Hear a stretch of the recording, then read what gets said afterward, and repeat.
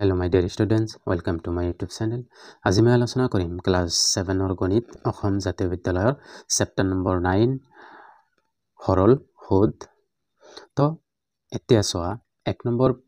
কোৱেশ্চনৰ তিনিটা গণিত মই আগৰ ভিডিঅ'ত কৰি দিছো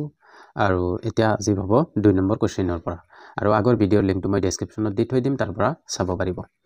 তো এতিয়া চোৱা 2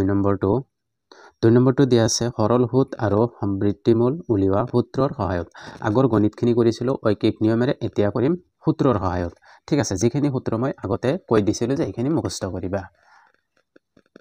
তো এতিয়া চোৱা এক নম্বৰ গণিতৰ একটো দিয়া 2 ৰ 1 নম্বৰটো দিয়া আছে, মূলধন দিয়া আছে 850 আৰু বছৰি সুতৰ হাৰ দিয়া আছে 7.5% আৰু সময় দিয়া আছে 3 বছৰ। ঠিক আছে, এইখিনি কৰিব লাগে।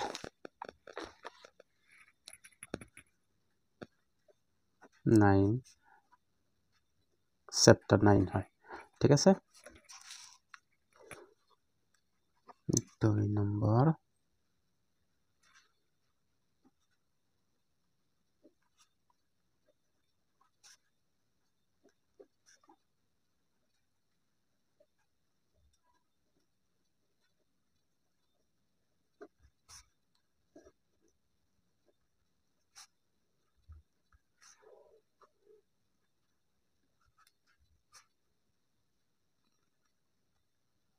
সূত্ৰৰ সহায়ত। এক নম্বৰটো চোৱা, তোমালোকে এতিয়া এটা বস্তু জানিব লাগে যে মূলধন কিহেৰে বুজোৱা হয়। এতিয়া প্ৰথমত আমি কি কোৱেশ্চনটো ডাইৰেক্ট নিলিখো, আগত কি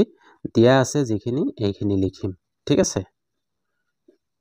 তোমালোকে কোৱেশ্চনটো নিজে নিজে লিখি ল'ব পাৰো, নহলে নাই লিখা। দিয়া আছে প্ৰথমত কি দিয়া আছিল, মূলধন মানে পি। ঠিক আছে, এইটো জানি থবা, মূলধন মানে পি দিয়া আছে 850 টকা,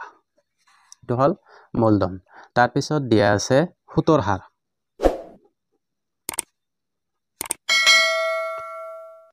হাৰ, মানে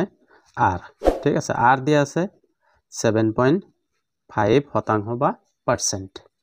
তাৰ পিছত দিয়া আছে সময় দিয়া আছে টি দিয়া আছে 3 বছৰ। ওকে, এতিয়া আমাক উলিয়াব দিছে সৰল সুদ। এতিয়া সৰল সুদ কি হয় এইটো জানি লোৱা।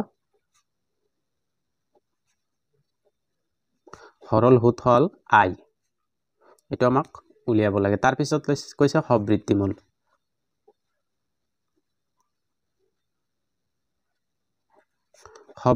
হ'ব এৰ।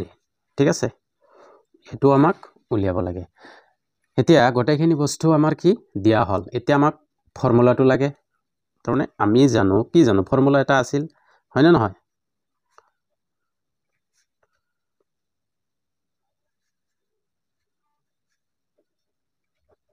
we know that, বা আমি জানো যে এতিয়া ফৰ্মুলাটো লিখা P = I × 100 by R × T। ঠিক আছে, এইটো ফৰ্মুলা মতে তোমালোকে গোটেই গণিত কৰিব পাৰিবা।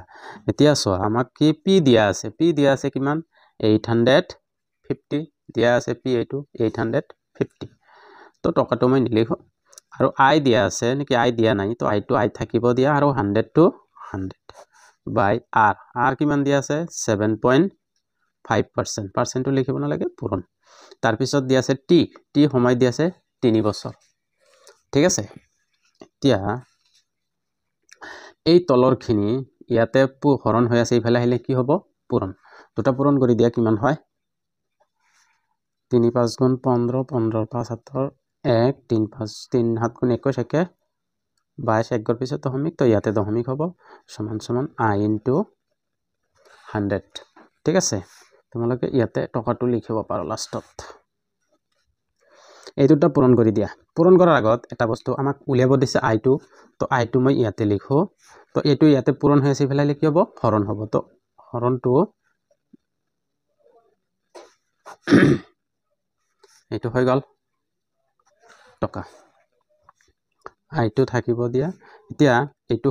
শূন্য কাটিব পাৰো, আৰু এটা শূন্যৰ কাৰণে দশমিক একৰ ইফালে আহিব। ঠিক আছে, তো ইয়াতে আছিল, ইয়াতে আহিব, তো থাকিব কিমান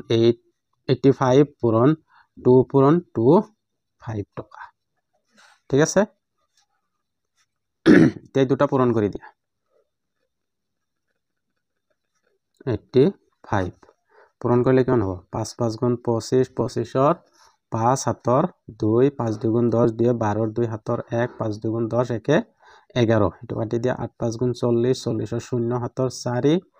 8 2 গুণ 16 4 20 20 0 7 2 8 2 গুণ 16 আর 2 18 এটা যোগ করে দিয়া 5 2 1 9 1 হল কিমান 1 9 1 2 5 কেইগৰ পিছত দশমিক আছিল 2 গৰ 1 গৰ 2 গৰ তো ইয়াতে ইমান টকা হল সরল সুদ মানে ইন্টারেস্ট এই আই2 ইন্টারেস্ট হল তো এতিয়া আমাক উলিয়াব লাগে কি সবৃদ্ধিমূল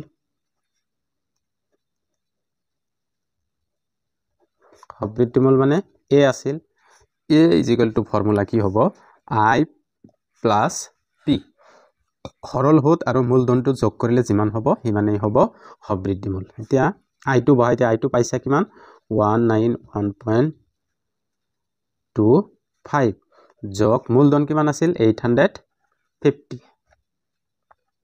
ঠিক আছে এতিয়া যোগ কৰি দিয়া এটোৰ লগত 1 যোগ কৰিলে 1 হ'ব 5 ৰ লগত 9 যোগ কৰিলে 14 ৰ 4 8 ৰ 1 8 আৰু 1 9 একে 10 আৰু দশমিকৰ পিছত দুটা আছিল বহাই দিয়া ইমানে টকা এটো হ'ব ইয়াৰ আনসাৰ ঠিক আছে এতিয়া আকৌ ওপৰৰ পৰা চাই লও এবাৰ তো প্ৰথমত আমাৰ এইখিনি দিয়া আছে লিখিলো তাৰ পিছত আমি জানো p ফৰ্মুলাটো hall i * 100/r * t তো এতে মানখিনি মই বহাই দিছো বহাই দি পূৰণ হৰণ কৰি কিমান পাইছো সৰল সুদ বা ৰেট অফ ইন্টাৰেস্টটো পাইছো 191.25 টকা আৰু সবৃদ্ধিমূলৰ ফৰ্মুলা হল i + p ঠিক আছে তো i আৰু p মানে i মানে হল এই সৰল সুদ আৰু p মানে হল মূলধন প্লাস সৰল সুদ কৰিলে সবৃদ্ধিমূল উলিয়াই যাব তো ইমান টকা ওলাইছে ঠিক আছে তো এইটো হ'ব আনসার এতিয়া চোৱা তাৰ পিছৰ গণিতটো 2 নম্বৰটো কি দিয়া আছে মূলধন দিয়া আছে 9000 টকা বছৰি সুতৰ হাৰ দিয়া আছে 12% আৰু সময় দিয়া আছে 1 বছৰ 6 মাহ কিন্তু এতিয়া চোৱা 1 বছৰ 6 মাহৰ কোনো নিয়ম নাই যে একেলগত যে 1 বছৰ 6 মাহ মই লিখিম এনেকুৱা কোনো নিয়ম নাই তো এতিয়া কি কৰিম এই যোনটা 1 বছৰ 6 মাহ আছে আমি কি এই সুতৰ হাৰটো 6 মাহ পিছে পিছে ওলাম ঠিক আছে 6 মাহ কৰি ওলাম 6 মাহ যদি ওলাম 1 বছৰত আৰু কেইটা 6 মাহ হ'ব দুটা 6 মাহ আৰু ইয়াতে এটা 6 মাহ আছে তো তিনিটা 6 মাহ আছে ঠিক আছে তো এনেকৈ যদি ওলাও আৰু 6 মাহৰ যদি ওলাও তেনেহলে এই সুতৰ হাৰটো কি হৈ যাব 12 ৰ পৰা 6% হৈ যাব এনেকুৱা কৰিব পাৰো ঠিক আছে এতিয়া দিয়া আছে যি দিয়া আছে এইখিনি আগত লিখি লও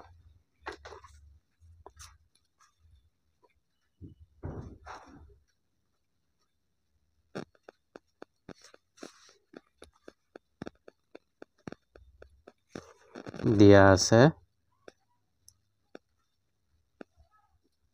মূলধন মানে p 9000 টকা আৰু দিয়া আছে সুতৰ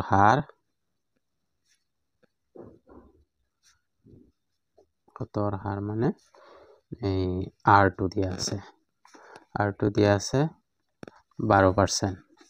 আৰু সময় দিয়া আছে সময় মানে t 1 বছৰ 6 মাহ 6 মাহ এইখিনি আমাক কি কৰা আছে দিয়া আছে ঠিক আছে তো ঠিকে আছে এইখিনি এতিয়া মই কৈছিলো প্ৰথমত যে এইটো 1 বছৰ নধৰি দুটা 6 মাহ একলগত ধৰিলে কেইটা 6 মাহ হ'ব তিনিটা 6 মাহ ঠিকে আছে তিনিটা 6 মাহ হ'ব তাৰ মানে 3 বছৰ বুলি ধৰো তিনিটা 6 মাহ যেহেতু 6 মাহৰ মুৰে মুৰে ওলাম যেহেতু 3 হ'ব ইয়াতে ঠিক আছে আৰু এতিয়া সুতৰ হাৰটো কি হৈ যাব 6% হৈ যাব যেহেতু 6 মাহৰ মুৰে মুৰে আমি উলিয়াম ঠিক আছে এতিয়া তো আমি জানো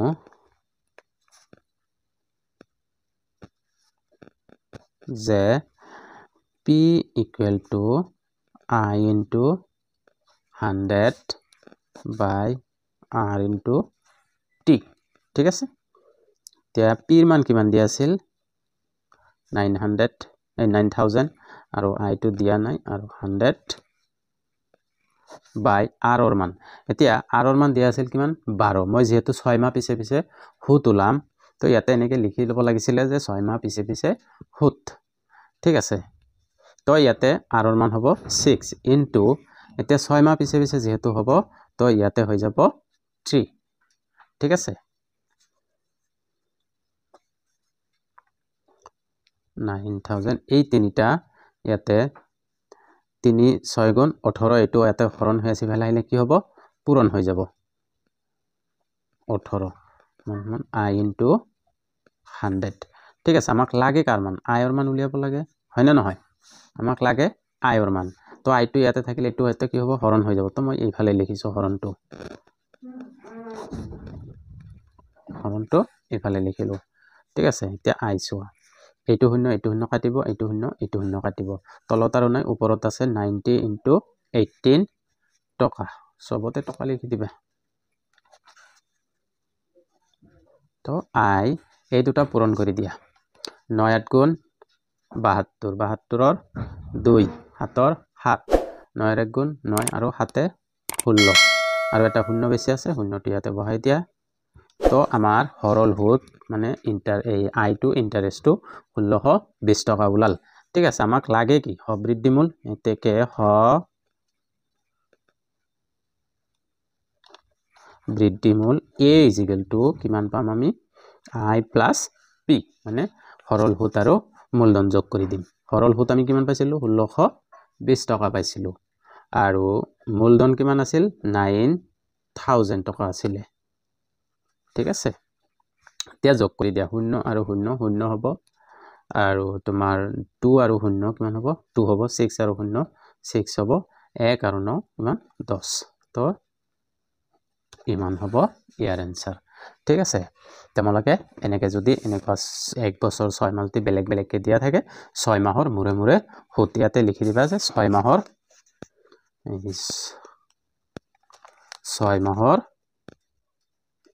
মুৰে মুৰে হুত ঠিক আছে এনেকে লিখি দিলে হৈ যাব এতিয়া চোৱা 3 নম্বৰ গণিতটো 3 নম্বৰটো কি দিয়া আছে 3000 টকাৰ শতকৰা বছৰি 10 টকা সুতৰ হাৰত 4 বছৰৰ হৰল সুত আৰু সমৃদ্ধিমূল উলিওৱা ঠিক আছে তো একেই গণিত আমাৰ মূলধন দিয়া আছে 3000 আৰু বছৰি সুতৰ হাৰ দিয়া আছে 10 টকা আৰু 4 বছৰৰ কাৰণে উলিয়াব দিছে হৰল সুত আৰু সমৃদ্ধিমূল মানে আই আৰু এ উলিয়াব দিছে ঠিক আছে 3 নম্বৰ তো মই প্ৰথমত যি আছে দিয়া হেতু আগত লিখিলাম ঠিক আছে যি দিয়া আছে তো মূলধন দিয়া আছে মানে পি দিয়া আছে মূলধন মানে পি 3000 টকা দিয়া আছে আৰু দিয়া আছে কি সুতৰ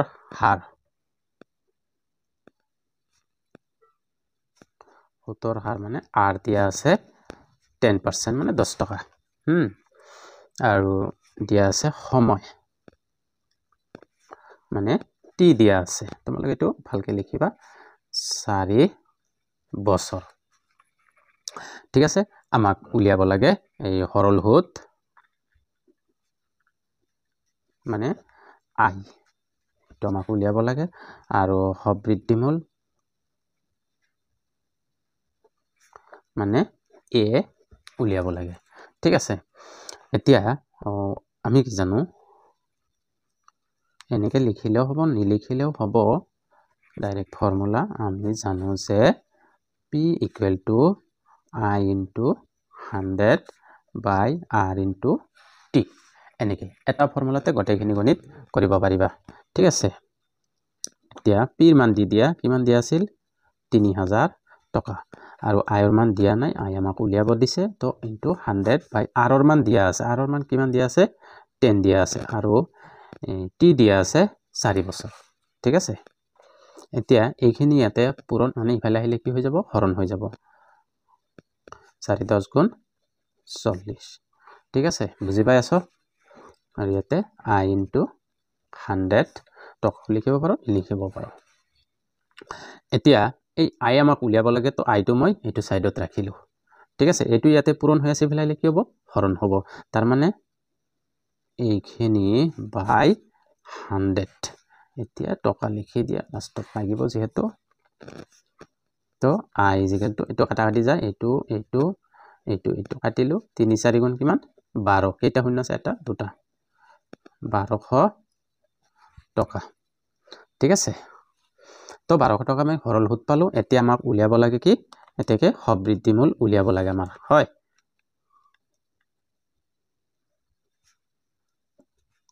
সবৃদ্ধিমূল মানে a উলিয়াব লাগে এটো উলিয়াবতে কি লাগে আমাক I প্লাস p I এর মান আমি কিমান পাইছিলো 1200 আৰু p এর মান দিয়া আছে 3000 টোটাল এটো হল টকা ঠিক আছে দুটা যোগ কৰি দিয়া 0 0 0 0 0 0 2 আৰু 0 2 3 আৰু 1 4 তো 4200 টকা হ'ব সবৃদ্ধি মূল ঠিক আছে তো এতিয়া 3 নম্বৰটো হল এতিয়া সোৱা তাৰ পিছৰ গণিতটো আৰু এতিয়ালৈকে যদি চেনেলটো সাবস্ক্ৰাইব কৰা নাই প্লিজ সাবস্ক্ৰাইব কৰি লবা আৰু কাষত থকা বেল আইকনটো টিপি লবা আৰু যদি ভিডিওটো ভাল লাগে হেকলে লাইক আৰু কমেন্ট এটাও কৰি দিবা তো এতিয়া সোৱা নেক্সটটো তো এতিয়া 4 নম্বৰটো দিয়া আছে 7500 টকাৰ বছৰি 8% সুতৰ হাৰত 8 মাহৰ সৰল সুদ উলিয়াব লাগে এটো আবাক কিমান মাহৰ উলিয়াব দিছে 8 মাহৰ উলিয়াব দিছে ঠিক আছে ইমান দিনে আমি উলাইছো মানে ইমান টাইমত উলাইছো যে আমি 1 বছৰৰ সুদ উলাইছো 2 বছৰৰ উলাইছো 3 বছৰৰ উলাইছো এতিয়া আমাক উলিয়াব দিছে কিমান 8 মাহৰ উলিয়াব দিছে ঠিক আছে এটো ধ্যান কৰিবা এতিয়া সোৱা মই লিখি আছো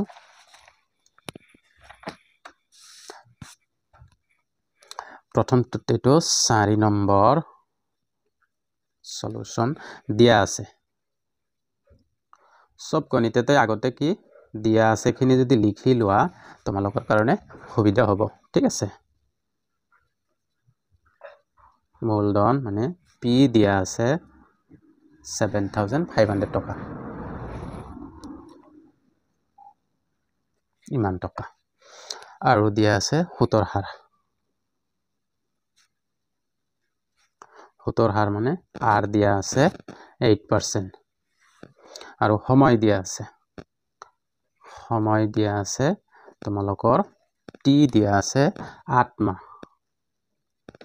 এইটো এই 8 মাহক বছৰলৈ কেনেকৈ কনভাৰ্ট কৰা যায় বা বছৰলৈ আমি কেনেকৈ ৰূপান্তৰ কৰিম হেতু সোৱা আমি জানো কি 8 মাহ যেহেতু তো এক বছৰত কিমান মাহ 12 মাহ তো 8 বাই যদি মই 12 লিখো তেনে হলে এইটোক আমি বছৰ লিখিব পাৰবো 12 ভাগৰ 8 ঠিক আছে ইমান বছৰ ঠিক আছে এখিনি হলে গণিতটো সহজ হ'ব তো এতিয়া সোৱা আমাক উলিয়াব দিছে সৰল সুদ উলিয়াব দিছে আৰু বেলেগ একো উলিয়াব দিয়া নাই সৰল সুদ মানে I উলিয়াব দিছে তেকে আমি জানো